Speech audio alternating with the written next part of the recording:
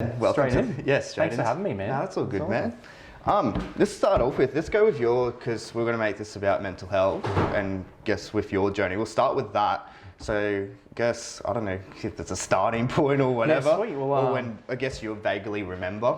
Yeah, definitely. I mean, for me, this is a big opportunity to come out here and just talk to particularly young people and millennials, Gen Z, who are sort of, I don't know, living their life in the world right now and how confusing it is. And so I came from a place of, I would say addiction, but some people might disagree with that. And it's been a really crazy, dark ride, and I'm at the best I've ever been. I'm really happy, but my youth was awful.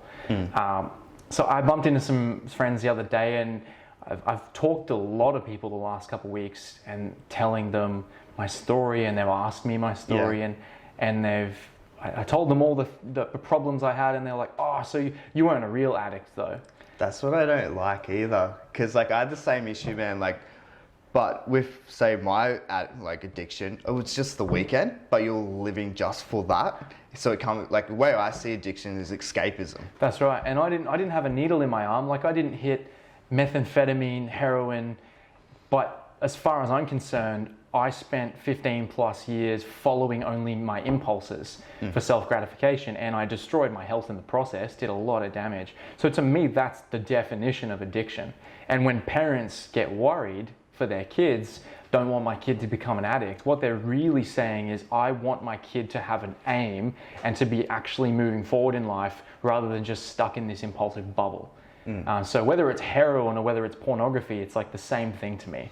And I think that's what our generation is facing. Like I'm coming out here, this point of like, oh, I struggled, and it's like I didn't third world struggle, I first world struggle. Like we're actually suffering from too much pleasure. It's too much pleasure at our disposal. I think we have everything we have in life, it's dopamine or cortisol driven, and we forget about the other what's it called? The other chemicals, so went away. I know there's like three more. I always, they're on the tip of my tongue. I never remember them. And because you got the love chemicals, which we forget all about. Oxytocin, that's it. And that's the one from touch and like building connection. But we're so busy on, say, the quick high ones than the, say, lack of gratification ones or delayed gratification. Right. And it's absolutely crazy to me that, when you look at the natural world in its proper form, and as being a human being in a tribal society, you're meant to just eat fruit and vegetables or hunt meat. You're constantly physically active. You're always connected with your tribe. There's a lot of tribe talk at the moment because we're trying to reconnect with what we used to be. And so when kids grow up with things that are culturally normal, like for me, sugar and confectionery was culturally normal. I wasn't old enough to know that wasn't food. It was there. It was in a packet. I went, oh, yummy. And then it took over my reward system. And so for kids these days, they see phones, our tablets, as culturally normal. And it's not until you get older that you go, oh, this has been fucking with me for a long time. Now, that's not to write off these things completely. Like, I'm so grateful for we're all grateful for technology. Because I talk shit on phones all the time. But for me in my journey, I grew up on a farm in Redlands, south of Brisbane, and it was very much a farm back then. It was a very small community. So I at least got the first 10-year window of like a natural life without interruption, without media, tech, journalism, propaganda, all that crap. And then as soon as I got to about 10 or 12, it was isolation. I didn't have a healthy relationship with my parents because they were always busy. There was alcohol and cigarettes around. My family were very much like, I wouldn't say they weren't partiers, but self-destructive, I guess, a little bit. And I just mimicked that. Those things became normal to me. It's like smoking cigarettes was just a normal thing. So what happened to me was I didn't move. I stayed in my room as this isolated teenager, and instead of going out into the world to get my highs and to feel fulfilled, I stayed in my room in the short term and played video games and just ate sugar. And what began as video games and sugar, as soon as I got to my late teens and 20s past high school, became finding cannabis, finding drugs, finding pills, finding all sorts of other, like anybody gave me drugs, I would just take them. I had no control over my impulses and no discipline. And I sort of woke up Because I had that problem too. Even if I did want to say no to going out or taking that pill or going to, taking that drink, you always still did it.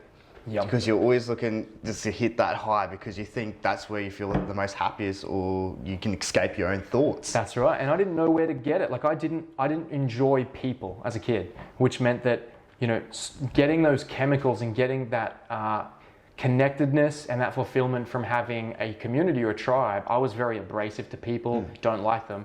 So I didn't get those chemicals. So I was down and depressed. And so I picked myself up chemically through external things. And I didn't have enough self-awareness to know that until I was 25.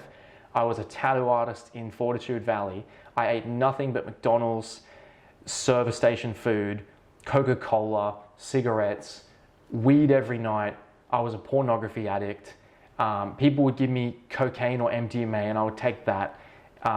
Took psychedelics in there as well, which is a whole other time for a conversation. Yeah. But I had neglected my mind, body, soul for so many years and I wasn't really paying much attention to it that I had a really shocking moment in a mirror at 3 a.m. in an apartment I was living in where I had taken a psychedelic drug. I'd taken LSD, I'd smoked a lot of weed, I was drinking, and I was in a position around all the wrong people who didn't really, they liked me, but they didn't respect me or treat me with respect, and I felt ostracized and not cared for. And so I looked in the mirror that night, just on drugs, and I was just 55 kilos of gray skin and bags under my eyes with in the mirror, pointing out all the black rot through my teeth, and I'm like, I have destroyed myself and I'm only 25.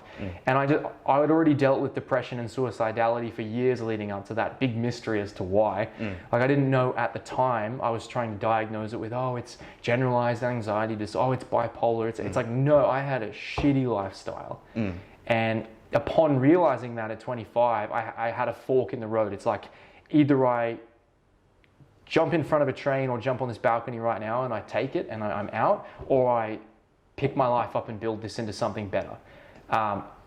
And from that point, it didn't happen right away. I was still dealing with depression, mental health for many years after that, still 2-3 years. That's something that it took me to be in the position I am. I still got a lot of things I still need to work on.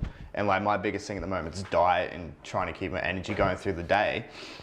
But it wasn't exactly one turning point. It took 3-4 years for me to get out of depression and those suicide thoughts. Right. And it's not just this steady climb up, out. It's a roller coaster. The first time you ever want to go for a run. Yeah, that's it. Yeah, so one day you're up here and next day you're going, you're 200 points down to where your baseline was. That's right. And you're just going to, every time you go and have little victories and you actually achieve something you never thought you could do, then you get smacked to the ground again. So, when you go for your first run, when you have that mentality of I'm sick of this life, tomorrow I'm going to be healthy. Yeah. It's no, that never works. As you go for that run, it sucks because your body is just not strong enough to go. You've neglected it. And then there's a little victory there, but then on the second day, you're like, I can't do that again. So you just spiral back in. And it's this digging yourself out of the hole is not just you don't just climb out. You're constantly succeeding and then failing and succeeding and failing, and you relapse and you just relapse over and over and over. So even in 2016, when I decided I'd had enough, I'd had enough of being suicidal, I had enough of spending a decade depressed. It's like, this isn't who I wanted to be. It then took me up until about 2019 to really feel like, oh, hey, this is working.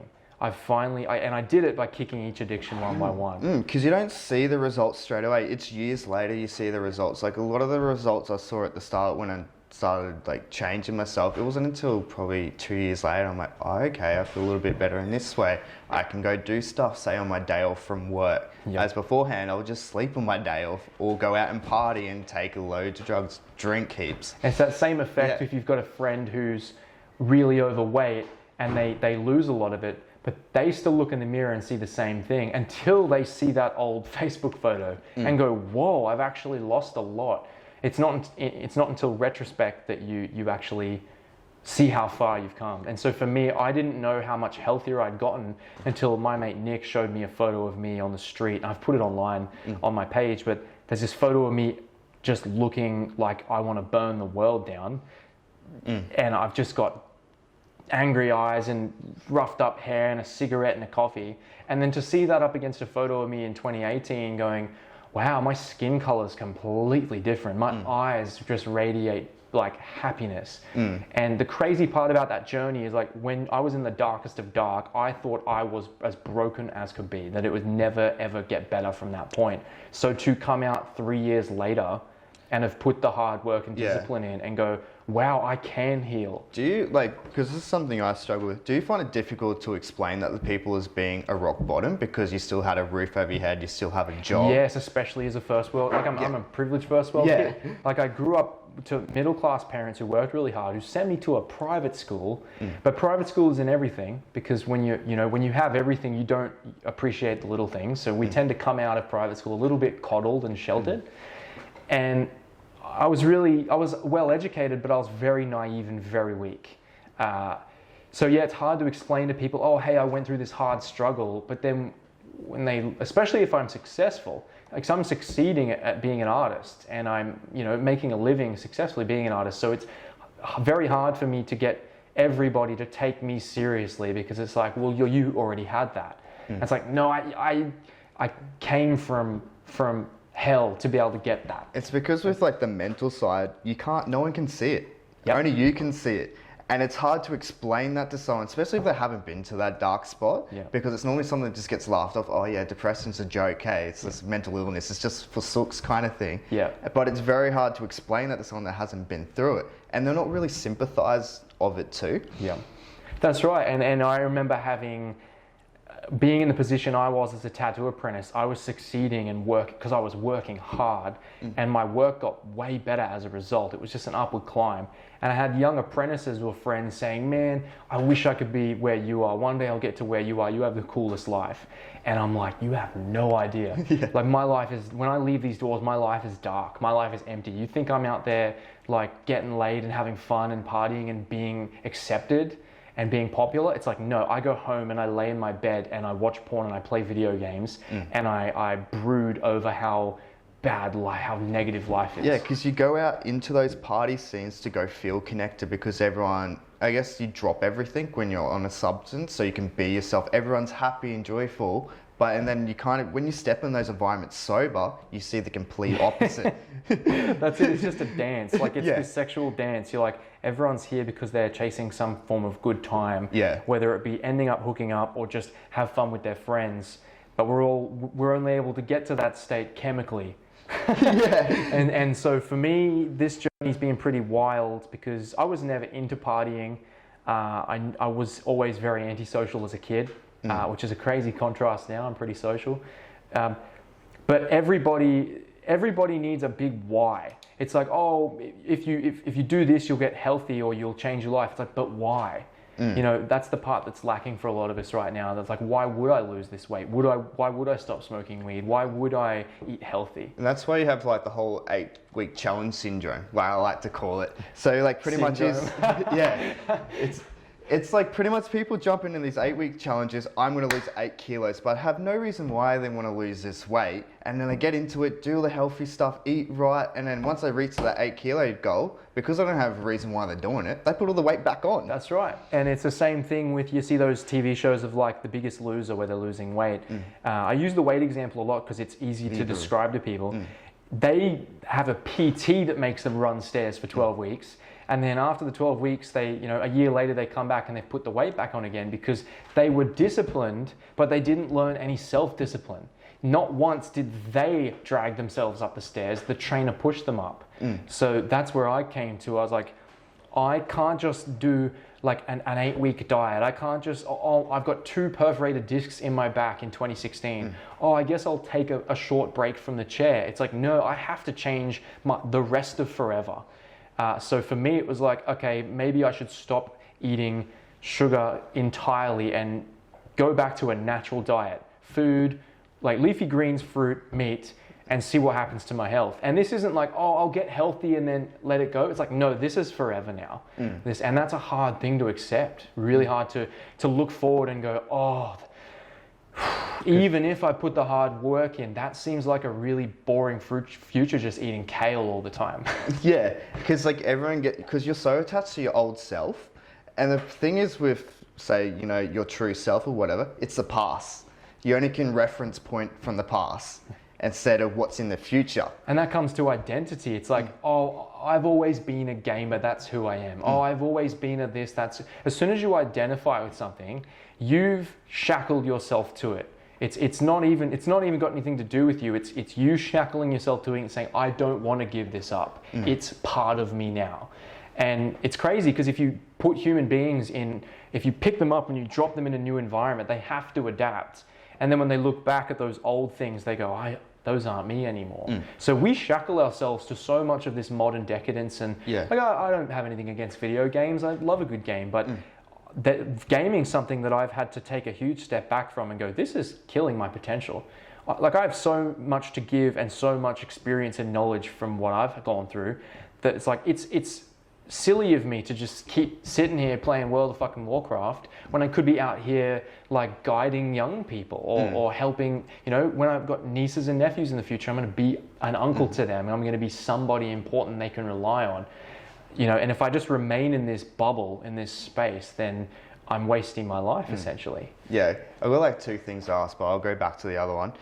But to backtrack a little bit, say especially when you are hanging out with those people, when you are back in that bad headspace, and then you come into the future self, you're feeling better, you're feeling good, but you see those people still back there. You ever noticed that they still think you're back there, or that you're becoming too good for them for some reason? This is a tricky one. Yeah.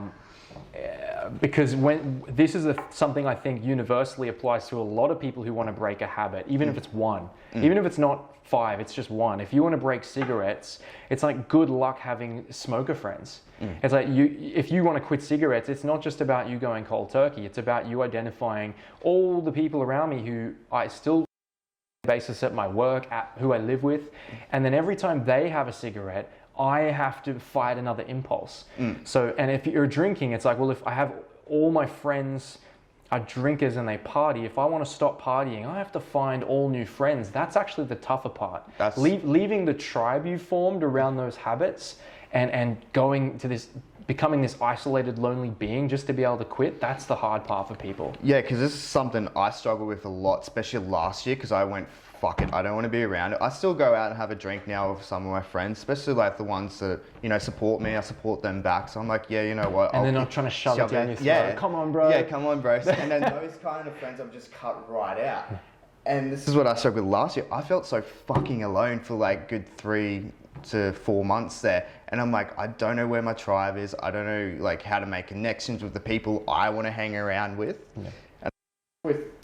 And it's going on with that. How would you find connections with the people you want to hang out with? Well, this is a great question because, again, I was in a period of life where the only people I was hanging out with were smokers, drinkers, weed smokers particularly, and I didn't want to smoke weed anymore. Again, I have some positive things to say about cannabis, but it was affecting me negatively. It was not working. It had to go. And so now, I think this was easier for me because I still love my alone time. I'm a very hobby, art-orientated guy. Yeah. That's where I recharge. So it wasn't so hard for me to like abandon social groups and go, see you guys later for 6 months. That was easy for me to do. But what happens though, if you do make that choice, you've got to go through this lonely period where you don't connect with those people anymore. And then you've got to take up new things. So if you decide, okay, well, now I'm a bit fitter and healthier, I don't want to drink, I have no friends, so maybe I'll sign up to a yoga class. And maybe not even the first time, but maybe the 3rd or the 5th time that you go, you'll meet somebody at yoga. And it's like, okay, well now you've met a healthy disciplined person who's also looking after themselves. New middle ground. Now you've met a person with new middle ground.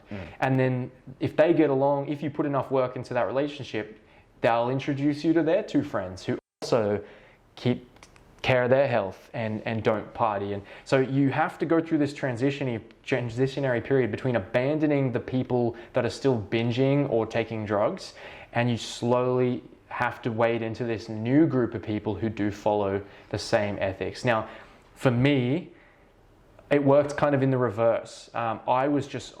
I was at breaking point, so I hit this stubborn point where I'm like, no more. Like no more buying cigarettes, no more eating Nutella for fucking dinner, no more video games. I pushed all these things out one by So one. you did it the most hardest way as possible. Yeah, I went It was like cold turkey on every habit, one by one. It was like 4 weeks of nicotine withdrawal, just going, oh, I hate life. And then once I was good again, I was like, all right, next. Let's cut the next one out and then suffer. And then once I was through that, next one, suffer. Now, what happened to me though is my friends actually came towards me. They reflected from me. I didn't have to avoid people. I actually started to see friends around me see me doing well and go, wow, Jack's really right on this whole porn thing, or it's good to see Jack not smoking. I'll drop the cigarettes too. And so I was really lucky in that people actually saw what I was doing and they came to my side. I didn't have to avoid them so much. Yeah, because that's great definitely question. that's definitely something I'm seeing quite a bit now. And I'm seeing like they come and like say they'll poke the head over, say the fence to see what's going on. But then as soon as you're like, hey, come over, they kind of go back to the other side. But they're slowly starting to jump over that fence. And it can be boring too. When you're on the new side of the fence, like if you've been living a life previously of just decadence and impulse decisions, when you cut all the impulse out, you're like, your life's empty because that's all your life was. And so you've got to fill it with new things, and that's not so easily done, especially if you have social anxiety, especially if you've been locking yourself indoors for your entire life. Like you've now got to go out in the world and like, you know, push yourself through the door of the gym or hang out with new people in a social circle. It's terrifying. And you've got to like, it's almost like you're breaking out of the walls of your past self. It's not just, you don't just open the door and leave. You've got to like claw your way out of your old habits. Because I think with explaining that, see if I can say this right, it's the reason why it's so hard to claw at, say, get rid of those old habits, because everyone tells you that that's you as a person. They give you that identity as like you're the party person, or you're the person who can do heaps of drugs. So it comes your identity, it comes how you make friends. So it's really hard to let go of that circle. Well, that's a good example. I used to have a group of friends that would call me Snacky. There's like Jack and then Jackie and then Snacky, because I would always eat junk food and I'd always be like drawing and working really hard, but I didn't make time for cooking, so I'd just go buy some chips and a pie, and they'd always laugh at me and then when I started getting healthy, I had like similar friends around me who were suddenly like, oh, what happened to Snacky? What happened to Snacky? Come on, man, don't you want to go? And I'm like, no, I don't want anything to, don't tell me I'm that person and anymore. It'd be like, the old you used to do it. Oh, come on, the old you didn't. It's just like, why can't you be happy for me bettering my life? That's right. And I had the same thing with weed. I had friends who, it started as maybe a joint and then it got out of hand. I was smoking bongs every night. And then when I tried to quit, it took a long time because I was still living in the same house as weed smokers, and they'd hand me the bong and be like, come on, bro. Nah, come on, man. You used to be fun, man. What happened, man? And I would just push it away. And because I was so easily swayed, after the third or fourth time, I'd be like, oh, okay, just give it here. And then I'm back at square one again. And so that's a great question. Like the people you're around are fundamentally, like that's just so important as a starting point. And it's not just about the habit, it's about the tribe you formed around the habit. Yeah, and I noticed too, I found this one with me when I was trying to break drinking and doing drugs, or doing drugs mainly, because I only drink socially now, so I can't be like, oh, I'm a high and mighty, don't drink and that. But because I had, say, a relationship that was built around that, like a girlfriend at the time, that's how we met, through doing partying and doing drugs. And I remember reaching out to her, I'm like, hey, can we just have a break for like a month or 2 months so I can get myself back together? And because she was still so like into it and she didn't find it as a problem, that I still followed that kind of lead. And even though sometimes I would be becoming the leader in that example, I just found it so hard to break that habit, especially being with a person that was still attached to that lifestyle. Right. And then if you do meet up again, you find that there's almost no bridging connection now, because they were the only fibers holding you together, was the fact that you partied. Yeah, and it was because like this other day she weirdly approached me, like when I was sitting and having a coffee, and I was like, I just had no like attachment and nothing else. Like, okay, this is why. Yeah. Well, I had the same thing with a really old friend of mine. I love this guy to death. We used to play in bands together, and he's an incredible chef. He's just got the biggest resume of like fine dining restaurants in Brisbane and other cities. And because he works in a city and he's always working in really prestige restaurants, the people and the co-workers he ends up around are usually rich restaurant owners. So he ends up around Coke and alcohol all the time. And it's really starting to, you can see it and he can see it, that it's starting to wear down on him.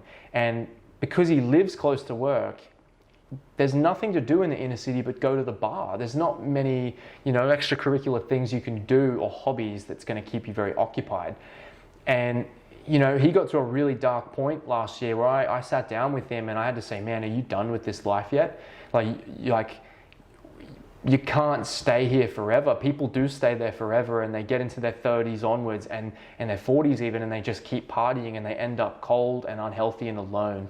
And it wears down on people really badly. And again, you can only plant seeds. You can't drag people out of that. You can sit down and support them and be there on the phone for them when they need you.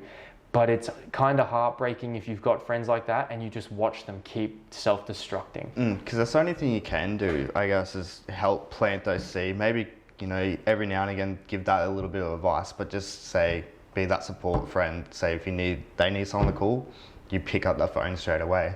That's right, and that's the toughest part about what I'm doing now is I've got to have these talking points, both broadly and individually, to the people I'm communicating and trying to help. But I've also got to come from a place where they can take me seriously. Again, because I'm succeeding, it's like, oh, well, why would I listen to him? He's got it all. So I'm telling this story so that people know that I was like an emo kid. I was just this depressed, suicidal emo kid from bloody 15 to 25. And like, if you could see my bottom and where I got to that was the worst, you'd realize by contrast that you're not even halfway there yet. Yeah. And if I can show people how bad that neglect and that suicidality was, then that can make them look inside themselves and go, oh wow, he came back from something that, he came something way darker than I've ever come back from, so maybe I can do that too. And like instill a little bit of hope. Because we don't have a lot of hope right now. We've just got fear. Entrepreneurial advice and self-help, and everyone's got their little addictions, but there's no bridge. There's no bridge right now between helping people at the bottom not succeed and become hustlers, but just get to a point where they're happy. Cheers for tuning in to today's episode, guys. Part 2 will be out next week. So in part 2, just to give you a little sneak peek of it, we do dive into a certain subject that a lot of people have trouble with, but it isn't something that is spoken about a lot. So make sure you do tune into that one. And plus 2, if you are struggling with mental health, make sure you do reach out or go seek help or go look it up too on the internet. There's plenty of websites where you can look up information or even seek help from. But yeah, cheers guys.